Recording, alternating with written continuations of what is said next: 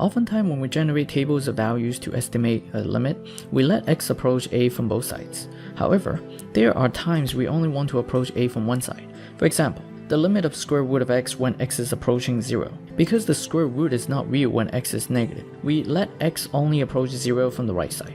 And a plus sign is put here as a superscript to indicate that. So, this one-sided limit is called the right-hand limit because x approaches a from the right.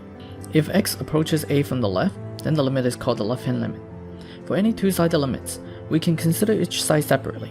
And in fact, when we try to estimate a limit numerically, we are making two tables, one for each side. We see that in both tables the functions approach the same number in order for the limit to exist. So we have one important point. The limit of f as x approaches a exists and is equal to a number L if and only if the left-hand and right-hand limits are equal to L.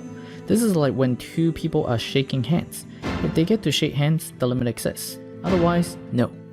To further demonstrate that, we look at the piecewise function here. The left-hand limit is 3 while the right-hand limit is 7. So the two people don't get to shake their hands, meaning that the two-sided limits does not exist. It turns out that the equality of the left-hand and right-hand limits are enough for the existence of the two-sided limit. The function value does not really matter. Look at this graph here.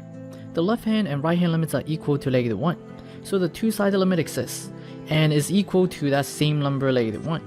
But the function value is 4. In fact, the function doesn't even have to be defined at that spot. Yeah, you can move it vertically anywhere without affecting the limit. That's it for one-sided limits. Subscribe to stay tuned. I will see you next time.